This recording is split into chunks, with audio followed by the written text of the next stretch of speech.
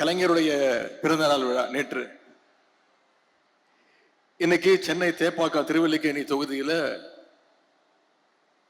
அந்த வெற்றிக்கான உழைத்த கழக நிர்வாகிகளுக்கு நன்றி அறிவிக்கின்ற நிகழ்ச்சியில உங்களை எல்லாம் மீண்டும் சந்திப்பதில் மிகுந்த மகிழ்ச்சி அடைகின்றேன். ஒரு நன்றி அறிவிப்பு விழா. இதுல பலர் மகிழ்ச்சியோடு கலந்து கொண்டாலும் சிலர் கொஞ்சம் இறுக்கமான முகத்தோடு அமர்ந்திருக்கிறீங்க. அது தேவையில்ல. இந்த தோல்வி நிரந்தரம் அல்ல. நிச்சயம் மீண்டும் வென்று காட்டுவோம். நிச்சயம் செஞ்சு காட்டுவோம்.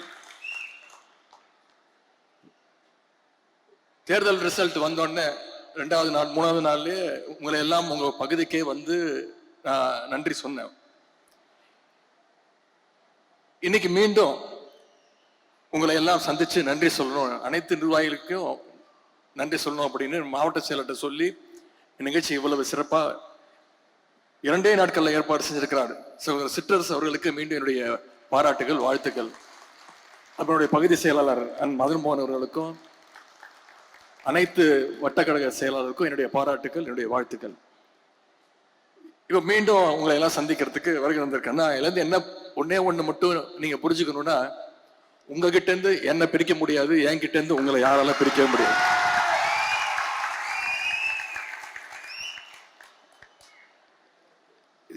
நாலு மாவட்டம், சென்னை, காஞ்சிபுரம், திருவள்ளூர், செங்கல்பட்டு, 4 மாவட்டத்துல எல்லா தொகுதியிலும் வெற்றி வாய்ப்பை இழந்துட்டோம்.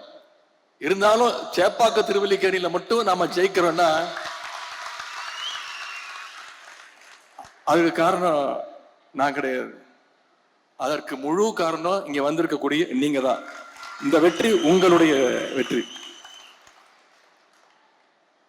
ஏன்னா 3 நாள் தான் பிரச்சாரத்துக்கு வந்தேன், மக்களை சந்திச்சேன்.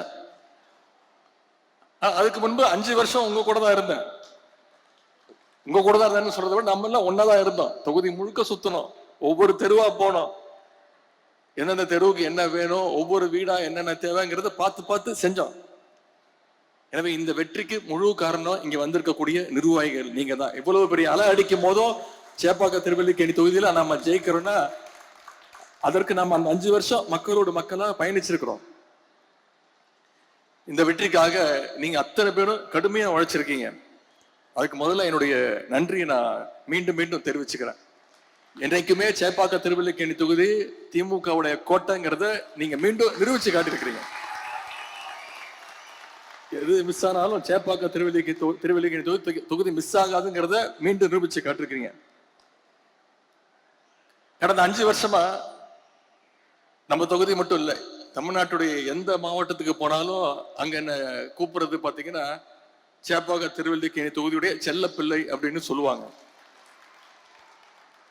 அத மீண்டும் நீங்க நிரூபிச்சு காட்டி இருக்கிறீங்க. எப்போதுமே நான் உங்க வீட்டு பிள்ளையாகத்தான் இருப்பேன், உங்க வீட்டு செல்ல பிள்ளையாகத்தான் நிச்சயம் இருப்பேன். போன முறை ஒரு வெற்றியை கொடுத்தீங்க, அதன் பிறகு என்னை சட்டமன்ற உறுப்பினர் ஆக்குனீங்க. நம்ம தலைவர் அவர்கள் எனக்கு அமைச்சர் பொறுப்பு கொடுத்தாங்க, அதன் பிறகு துணை முதலமைச்சர் பொறுப்பு வரைக்கும் கொடுத்தாங்க. அதற்கு காரணம் நீங்க தான். இந்த முறை தலைவர் அவர்கள் என்னை எதிர்கட்சி தலைவராக அந்த பொறுப்பை கொடுத்திருக்கிறாங்க, மிகப்பெரிய பொறுப்பு. அதற்கும் காரணம் இங்க வந்திருக்கக்கூடிய நீங்க தான், நம்மளோட தொகுதி நீங்க தான் காரணம். உங்களுடைய அன்பும் உங்களுடைய ஆதரவும் இல்லாம நான் ஒண்ணுமே கிடையாது. அதை நிச்சயம் உணர்ந்து என்னால் முடிந்த அளவுக்கு நம்முடைய தொகுதிக்கும் உங்களுக்கும் என்னென்ன திட்டங்கள் வேணுமோ அதையெல்லாம் நிச்சயமாக எப்பொழுதும் போல அந்த பணிகள்லாம் செய்வேன். இந்த முறை நம்முடைய திராவிட முன்னேற்ற கழகம் ஆட்சிக்கு வராம இருந்திருக்கலாம். ஆனா மக்கள் நமக்கு ஒரு மிகப்பெரிய ஒரு கடமையை கொடுத்திருக்கிறாங்க. எதிர்கட்சி தலைவரா இருங்க, எதிர்கட்சியா நீங்க செயல்படணும்னு மக்கள் நம்ம மேல் நம்பிக்கை வச்சு இந்த பொறுப்பை நம்மகிட்ட கொடுத்திருக்கிறாங்க. இந்த ரிசல்ட் உண்மையாகவே நாம எதிர்பார்க்காத ரிசல்ட் தான். நாம மட்டும் இல்ல, தமிழ்நாட்டு மக்களே எதிர்பார்க்காத ஒரு ரிசல்ட் தான். ஏன் இன்னும் சொல்லப்பானா இப்ப இருக்கக்கூடிய முதலமைச்சரை எதிர்பார்க்காத ஒரு ரிசல்ட் தான். களத்துல யாரு உண்மையான எதிரிங்கிறத தெரியாம இல்லாத எதிரியோட சண்டை போட்டிருக்கிறோம். அதை நம்ம புரிஞ்சுக்கிட்டு தான் ஆகணும். எங்க மிஸ் பண்ணிட்டோங்கிறத தெரிஞ்சுக்கணும். அப்பதான் நம்முடைய தவறை திருத்திக்கிட்டு அடுத்த முறை உண்மையான எதிரி யாருங்கிறத கண்டுபிடிச்சு அதுக்கு தகுந்த மாதிரி நம்முடைய செயல்பாடுகளை செஞ்சோம்னா நிச்சயம் வெற்றி பெறுவோம். சேப்பாக்க திருவள்ளியின் தொகுதி மட்டும் இல்ல, தமிழ்நாடு முழுக்க உண்மையான எதிரி யாருன்னே தெரியாம களமாடி இருக்கிறோம். அங்கதான் நம்ம மிஸ் பண்ணிட்டோம். மக்கள் மீது ஓவர் கான்பிடண்டா இருந்துட்டோம்.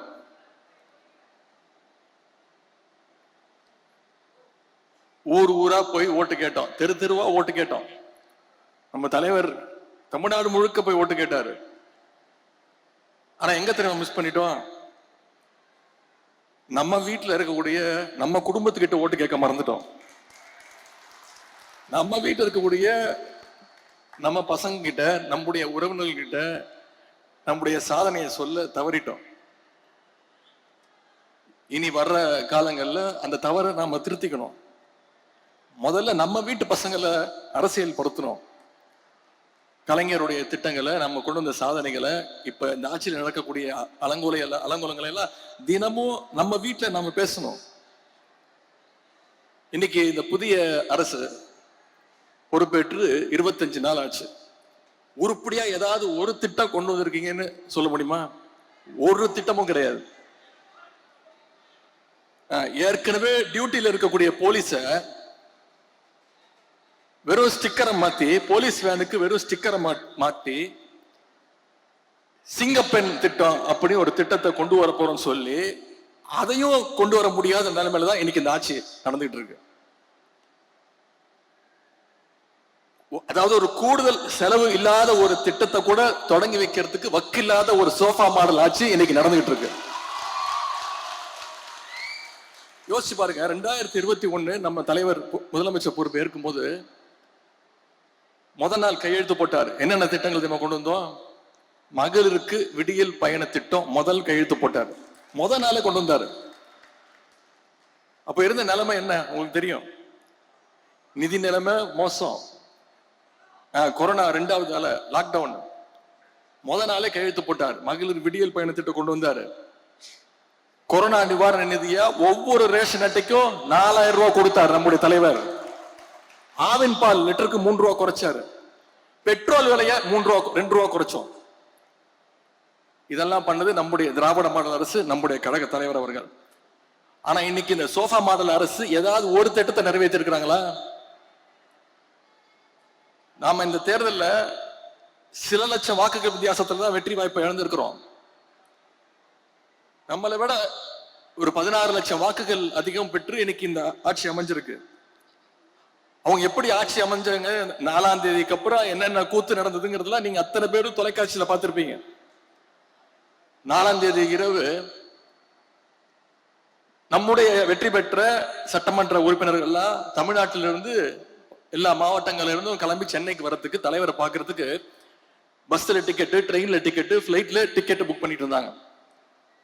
ஆனா இன்னைக்கு இருக்கக்கூடிய ஆளுங்கட்சி சட்டமன்ற உறுப்பினர்களும் அண்ணா திராவிட முன்னேற்ற கழகத்துடைய சட்டமன்ற உறுப்பினர்களும் யாருக்கும் தெரியாம திருட்டுத்தனமா எங்க போய் தங்கலான்னு ரிசார்ட்ல ரூம் புக் பண்ணிட்டு இருந்தாங்க.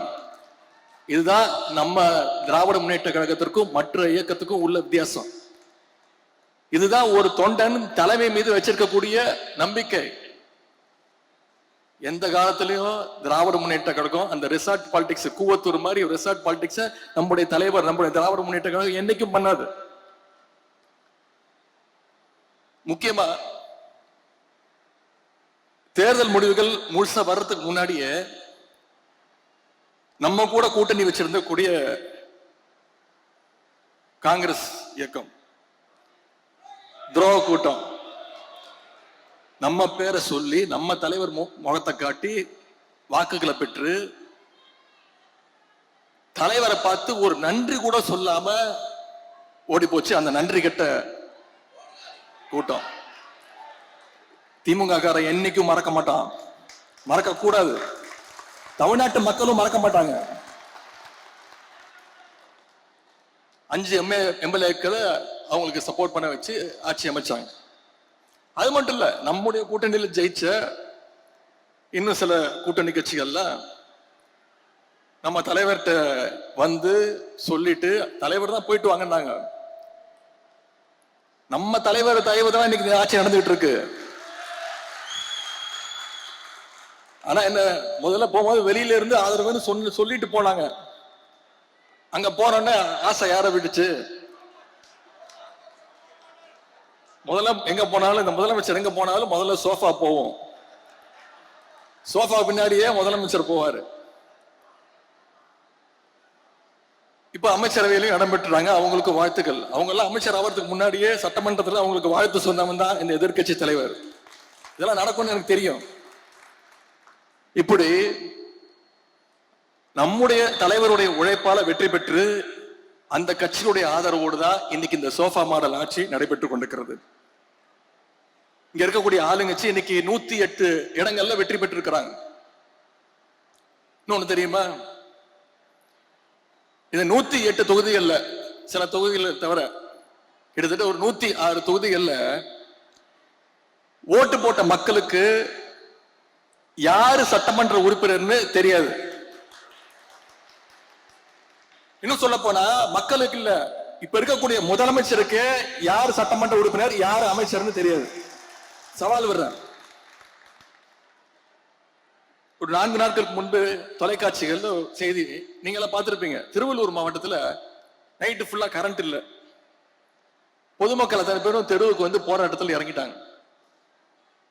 நிருபர்கள் போய் கேட்கிறாங்க அவங்க கிட்ட, ஏன் வந்து இப்போ சாலை மறியல் பண்றீங்க, சட்டமன்ற உறுப்பினர் போய் பார்த்து கோரிக்கை வைக்க வேண்டியதானு.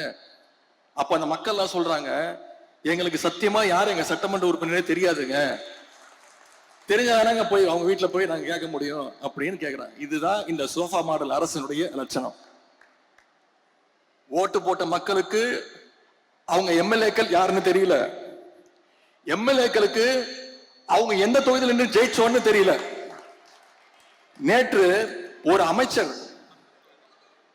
போய் நன்றி சொல்றாரு.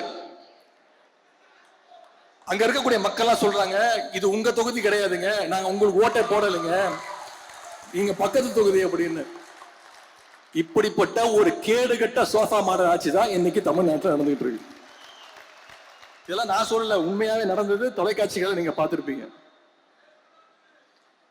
அதுல இப்ப அவங்க வேட்பாளராக அறிவிச்சதெல்லாம் யாரு தெரியுமா, ஜெயிச்சவங்க எல்லாம் யாரு தெரியுமா, இப்ப அமைச்சராக இருக்கிறதெல்லாம் யாரு தெரியுமா,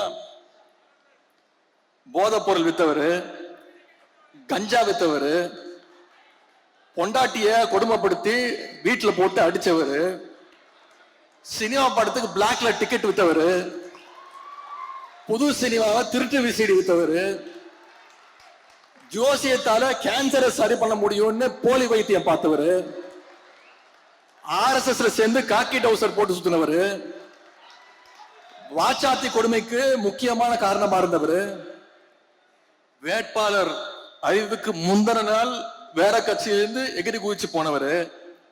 இவங்கெல்லாம் இன்னைக்கு ஆளுங்கட்சியுடைய சட்டமன்ற உறுப்பினர்கள், அமைச்சர்கள். இவங்க பேரும் முதலமைச்சருக்கு தெரியாது.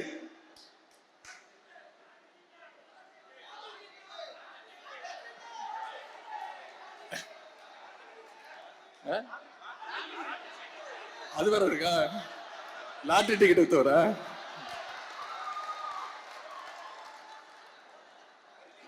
இதெல்லாம் முன்னாடியே தெரிஞ்சிருந்தா கரெக்டா சுதாரணமா இருந்திருக்கலாம். இதெல்லாம் தேர்தல் ரிசல்ட்டுக்கு அப்புறம் தான் நமக்கே தெரியுது. இன்னொரு கொடுமை என்ன தெரியுமா, இந்த ஆட்சியில அமைச்சர்கள் வந்திருக்கிறாங்கல்ல, நியமிக்கப்பட்டிருக்கிறாங்கல்ல, எந்த அமைச்சருக்கு எந்த துறைன்னு அமைச்சருக்கு தெரியல. ஒரு அமைச்சர் அவர் பிரஸ்ல கேட்கிறாரு, நான் சுற்றுச்சூழல் அமைச்சரா இல்ல சுற்றுலாத்துறை அமைச்சரா அப்படின்னு நிருபர்கிட்ட கேட்கிறாருங்க. இந்த மாதிரி ஒரு கேடு கெட்ட ஆட்சி எங்க பாத்திருக்கீங்களா? அமைச்சருக்கு தெரியல என்ன பொறுப்புன்னு, எந்த இலாக்கான்னு தெரியல, நிருபரை பார்த்து கேட்கிறாரு. ஒரு பழமொழி சொல்லுவாங்க, ஒரு கோமாளி அரண்மனைக்கு போறதாலேயே அவன் அரசன் ஆயிட மாட்டான், அந்த அரண்மனை தான் சர்க்கஸ் கூடாரமாக மாறிவிடும் அப்படின்னு ஒரு பழமொழி சொல்லுவாங்க. இன்னைக்கு அது நடந்துகிட்டு இருக்கு, கண்ணு முன்னாடி நடந்துகிட்டு இருக்கு. ஆனா ஒரு கோமாளி இல்ல, எல்லாமே கோமாளி. ரம்மியில சொல்லுவாங்கல்ல, 13 ஜோக்கரா வந்தா என்னையா பண்றது அப்படின்னு, அந்த நிலைமையில இன்னைக்கு இந்த சோஃபா மாடல் அரசு நடந்துகிட்டு இருக்கு. இதைத்தான் நம்முடைய தலைவர் சொன்னாங்க, இங்க அமைஞ்சிருக்கிறது ஒரு மாயாஜால கவர்ச்சி ஆட்சி அமைஞ்சிருக்கு அப்படின்னு சொன்னாங்க. 2 நாளுக்கு முன்பு நம்முடைய சிஎம் சார் நன்றி சொல்றதுக்காக திருச்சிக்கு போனாரு. திருச்சி கிழக்குக்கு. இங்க பெரம்பூர்ல ஜெயிச்சிருக்கிறாரு, இங்க இருக்கக்கூடிய பெரம்பூருக்கு போய் நன்றி சொல்றதுக்கு வக்கு இல்ல. இதுவும் நான் சொல்லிதான் போனாரு சட்டமன்றத்தில். நான் சொன்னேன், திருச்சிக்கு போய் முதல்ல நன்றி சொல்லுங்க. 20 நாள் முன்னாடி சொன்னேன். போனாரு, நன்றி சொன்னாரா?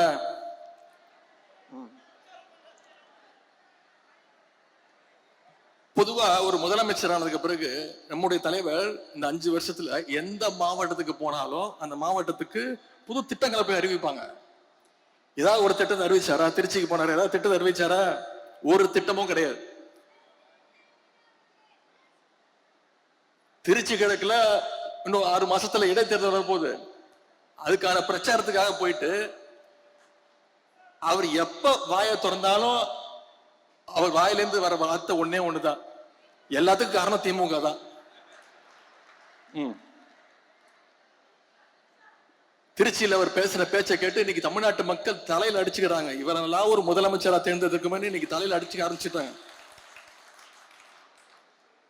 சொல்றாரு, அதுல கோபம் வருது அவருக்கு. கவர்ச்சியால தான் ஆட்சிக்கு வந்தீங்கன்னு என்ன பார்த்து சொல்றாங்க அப்படின்னு முதலமைச்சருக்கு, சிஎம் சாருக்கு கோபம் வருது.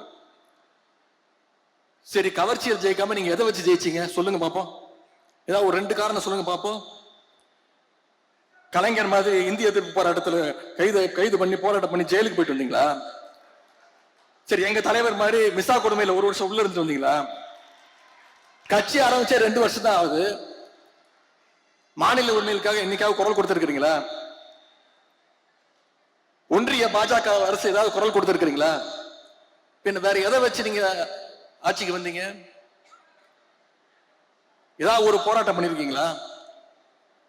எல்லாத்தையும் விடுங்க, தமிழ்நாடு முழுக்க போய் மக்களை சந்திச்சு உங்க கொள்கை என்னன்னு சொல்லி ஓட்டு கேட்டீங்களா? உங்க வேட்பாளர் பேர் உங்களுக்கு தெரியுமா? எதுவுமே தெரியாது. இதைத்தான் எங்களுடைய தலைவர் அவர்கள் கவர்ச்சி அரசியல் எங்களுடைய தலைவர் அவர்கள் சொன்னாங்க. அது மட்டும் இன்னொன்னு சொல்றாரு, அவர் வாயில நல்லா வந்துருமா? வாயில் என்ன வரும்? தமிழ்நாட்டு மக்கள் வாயில் நிறைய வரும். தமிழ்நாட்டு மக்கள் காத்துக்கிட்டு இருக்காங்க, இந்த முதலமைச்சர் வாயில ஏதாவது ஒரு நல்ல வார்த்தை வருமா அப்படின்னு, ஏதாவது ஒரு திட்டங்கள் வருமான்னு இன்னைக்கு காத்துக்கிட்டு இருக்காங்க. இது வரைக்கும் உருப்படியா ஒண்ணும் வரல. எந்த பிரச்சனையை கேட்டாலும் திமுக வெர்சஸ் தாவேகா, எதை பத்தி கேட்டாலும் திமுக செய்கின்ற சதி. இப்படிப்பட்ட ஒரு முதலமைச்சரை இன்னைக்கு தமிழ்நாட்டு மக்கள் தேர்ந்தெடுத்துட்டாங்க. அந்த முடிவை நம்ம ஏத்துக்கிட்டு தான் ஆகணும். அது மட்டும் இல்ல, தூரசக்தி, ஓரசக்தி, பாரசக்தின்னு நம்முடைய திரைப்பட இயக்குனர் திரு டி ராஜேந்தர் மாதிரி ரைமிங்கா டயலாக் பேசுறாரு. திமுகவுக்கு வயசு 75, பவள விழா ஆண்டு தாண்டி போயிட்டு இருக்கிறோம். திமுக நாங்க பார்க்காத வெற்றியும் கிடையாது, நாங்க பார்க்காத தோல்வியும் கிடையாது. எவ்வளவு பெரிய தோல்வியா இருந்தாலும் மீண்டு எந்திரிச்சு வருவோம். எங்க தலைவர் எங்களை அப்படிதான் ட்ரெயின் பண்ணிருக்கிறாரு. ஆனா எந்த காலத்திலையும் திமுக மக்களை விட்டு தூரமா நின்னதே கிடையாது. இன்னைக்கு உங்க கூட ஒட்டிக்கிட்டு இருக்குது காங்கிரஸ் கட்சி. 1976ஆம் ஆண்டு எமர்ஜென்சி கொண்டு வந்துச்சு தமிழ்நாட்டுல. அப்ப தமிழ்நாட்டுல திமுக ஆட்சி, கலைஞர் தான் முதலமைச்சர். அப்போ எங்க ஆட்சியே போனாலும் பரவாயில்ல, எமர்ஜென்சியை எதிர்ப்போன்னு மக்கள் கூட நின்ன கழகம் திராவிட முன்னேற்ற கழகம். என்னைக்கும் மக்களை விட்டு தூரமா பயந்து பார்த்து யாருக்கும் பயந்து ஓடுற கூட்டம் கிடையாது நம்முடைய திமுக. பயங்கிறது உடன்பிறப்புகளுடைய பிளட்லயே பயங்கர வார்த்தையே கிடையாது. இன்னும் கொஞ்ச நாள்ல மக்கள் பார்க்க போறாங்க, யார் தூரமா நிக்க போறது, யார் ஓட போறது அப்படிங்கறத மக்கள் விரைவில் தெரிஞ்சுப்பாங்க. இப்பதான் 25 நாள் தானே ஆச்சு. இன்னைக்கு ஒரு அரசு விழாவில், தமிழ்நாட்டு அரசு விழாவில் தமிழ்தாய் வாழ்த்து 3வது இடத்துக்கு போயிருச்சு. இத ஓரமா நின்று வேடிக்கை பார்த்தது யாரு? திருவள்ளுவருக்கு மீண்டும் காவி பெயிண்ட் அடிக்க ஆரம்பிச்சிட்டாங்க. இத பத்தி பேசுறதுக்கு வக்கு இல்லாம பயந்தாங்கோலியா இன்னைக்கு ஓரமா நின்று வேடிக்கை பார்த்துட்டு இருக்கிறது யாரு? இன்னைக்கு கர்நாடகா முதலமைச்சர் திரு டி.கே. சிவகுமார் அவர்கள் சொல்றாரு, இவ்வளவு நாள் திமுக ஆட்சியில் இருந்தது, அதனால மேகதாது அணையை பத்தி நம்மளால பேச முடியாம இருந்துச்சு. இன்னைக்கு திமுக ஆட்சியை விட்டு போயிடுச்சு, இனிமே நமக்கு கவலை கிடையாது, மேகதாது அணையை கட்டுவோம் அப்படின்னு சொல்லும் போது அதை பத்தி எதிர்த்து குரல் கொடுக்க கூடாத ஒரு வக்கு இல்லாத ஆட்சி இன்னைக்கு யார் நின்று வேடிக்கை பார்த்துட்டு இருக்கிறது? இப்படி நாளுக்கு நாள் தமிழ்நாட்டில் தொடர்ந்து பாத்தீங்கன்னா அந்த 25 நாள் எவ்வளவு கொலைகள், கொள்ளைகள், பாலியல் பலாத்காரங்கள் தொடர்ந்து வந்துகிட்டு இருக்கு. குழந்தையில இருந்து பாட்டி வரைக்கும் பாலியல் வன்கொடுமையால எல்லாரும் பாதிக்கப்பட்டு இருக்கிறாங்க. இதை பத்தி எல்லாம் பேசினா முதலமைச்சர்களுக்கு கோபம் வருது. என்ன தெரியுமா சொல்றாரு? 6 மாசம் சும்மா இருப்பேன்னு சொன்னீங்களே அப்படின்னு அழுகுறாருங்க. 6 மாசம் சும்மா இருப்பேன்னு சொன்னீங்கல்ல, இப்பெல்லாம் பேசலாமா அப்படின்னு புலம்புறாரு.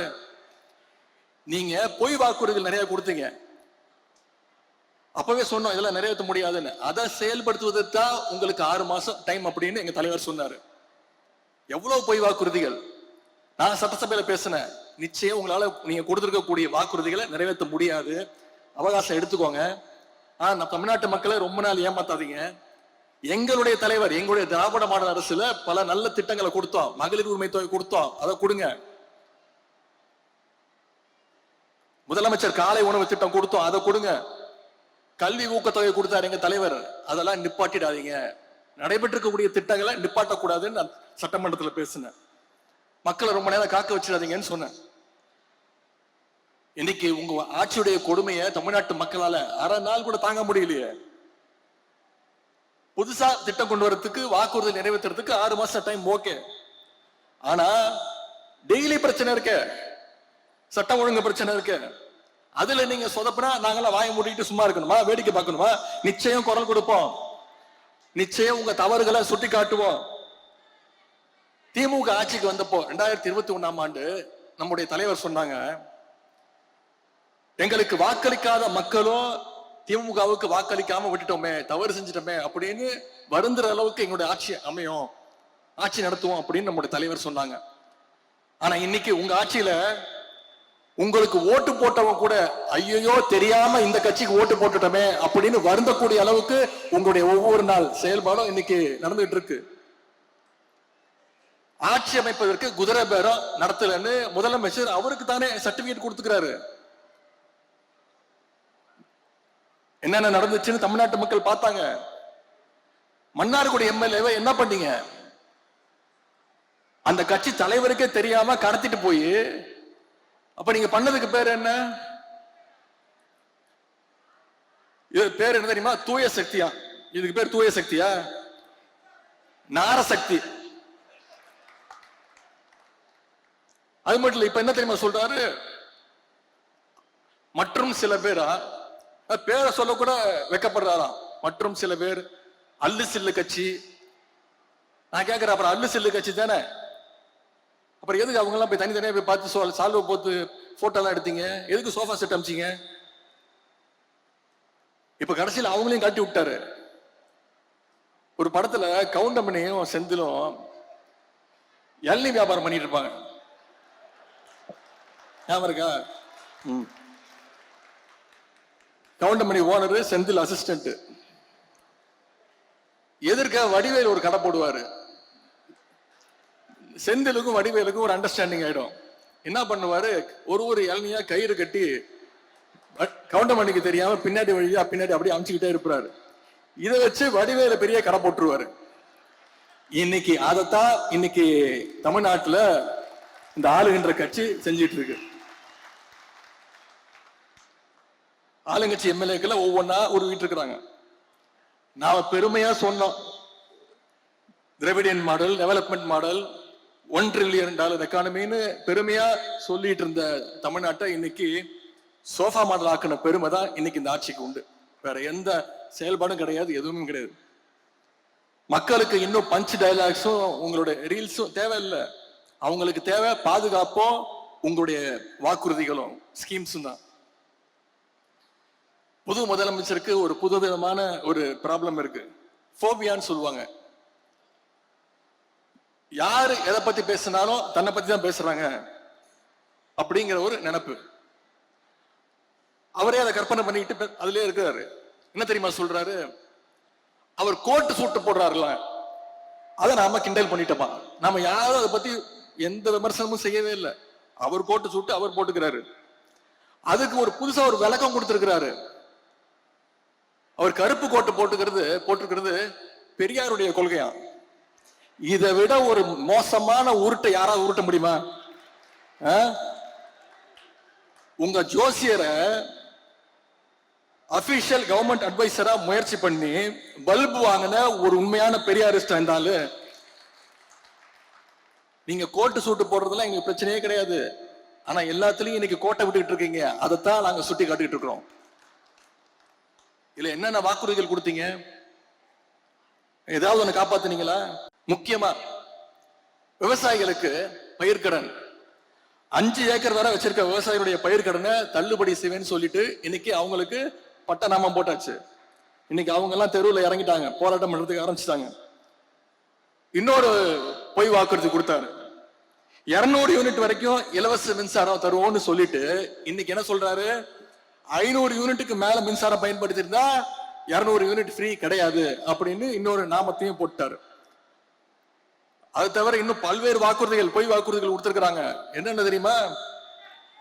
உரிமை தொகை மாசம் 2500 ரூபாய். ஞாபகப்படுத்திக்கிட்டே தான் இருப்போம். கொடுக்கிற வரைக்கும் விடமாட்டோம். வருஷத்துக்கு 6 சிலிண்டர், தாய்மாமன் சீர், பட்டு புடவை, தங்க செயின், இப்படி கண்ணா அப்பனு வாக்குறுதிகள் அள்ளி வீசி இருக்கிறீங்க. மக்கள் இதெல்லாம் ஞாபகம் வச்சுக்கிட்டே இருப்பாங்க. நாங்க தொடர்ந்து ஞாபகப்படுத்திக்கிட்டே தான் இருப்போம்.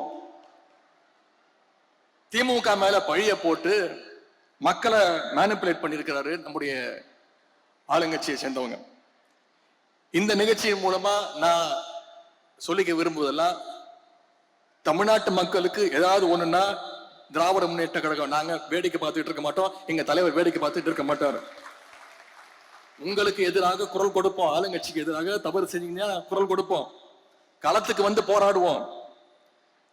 நம்முடைய முதலமைச்சர் அவர்கள் சிஎம் சார் சொன்ன மாதிரி ரீல்ஸ் பார்த்து ஓட்டு போட்ட மக்கள்லாம் இன்னைக்கு தொலைக்காட்சிகள் பார்க்க ஆரம்பிச்சுட்டாங்க, செய்தித்தாள்கள் படிக்க ஆரம்பிச்சுட்டாங்க, அசம்பிளியை லைவா பார்த்துட்டாங்க, அசம்பிளியில நம்ம எவ்வளவு ஓட விட்டோங்கிறதையும் பார்த்து ரசிச்சுட்டாங்க. இப்ப சட்டமன்ற நிகழ்வுல எல்லாம் தொடர்ந்து கவனிப்பாங்க. இந்த மாற்றமும் அவேர்னஸ் தான் உங்க வீழ்ச்சிக்கான தொடக்கம். எல்லாத்துக்கும் திமுக மேல பழி போட்டு தப்பிச்சா நினைக்கிற உங்களோட கனவு இன்னைக்கு ஒரு நாள் பழிச்சிருக்கலாம், என்னைக்கும் பறிக்காது. தமிழ்நாட்டு மக்கள் விரைவில் உங்களுடைய முகத்திரைய கிழிப்பாங்க. உங்களுடைய உண்மையான முகத்தை அவங்க பார்ப்பாங்க. இந்த கவர்ச்சி அரசியலுக்கு நிச்சயம் ஒரு முடிவரை எழுதுவாங்க. சட்டமன்ற தேர்தல் முடிவுகள் தொடர்பாக நம்முடைய தலைவர் அவர்கள் ஒரு குழு அமைச்சிருக்கிறாங்க. தமிழ்நாடு முழுக்க அவங்க பயணம் பண்ணி நம்முடைய வேட்பாளர்கள், மாவட்ட நிர்வாகிகள் எல்லாம் சந்திச்சு ஒவ்வொரு தொகுதியிலும் ஏன் வெற்றி வாய்ப்பை இழந்திருக்கிறோம், ஏன் வெற்றி வாய்ப்பை பெற்றிருக்கிறோம் அப்படின்னு கள ஆய்வு செஞ்சு நம்முடைய தலைவர்கிட்ட நிச்சயம் அவங்களுடைய கருத்துக்களை எல்லாம் சொல்லுவாங்க. அந்த கருத்துக்களுடைய அடிப்படையில கழகத்துடைய நலன் கருதி நிச்சயம் நம்முடைய தலைவர் நல்ல முடிவை எடுப்பாங்க. வரும் காலங்கள்ல கழகம் வெற்றிகளை குவிக்க நாம அத்தனை பேரும் ஒற்றுமையோடு ஒன்றாக இருந்து, இன்னைக்கு சேப்பாக்க திருவல்லிக்கேணி தொகுதியில எந்த சிச்சுவேஷனாக இருந்தாலும், எந்த நிலைமையா இருந்தாலும் வெற்றி பெறுவோம்னு நிரூபிச்சு காட்டியிருக்கிறோம். அடுத்த முறை இதைவிட பல மடங்கு பெரிய வெற்றியை நாம பெற்றே ஆகணும். நிச்சயம் பெறுவோம்.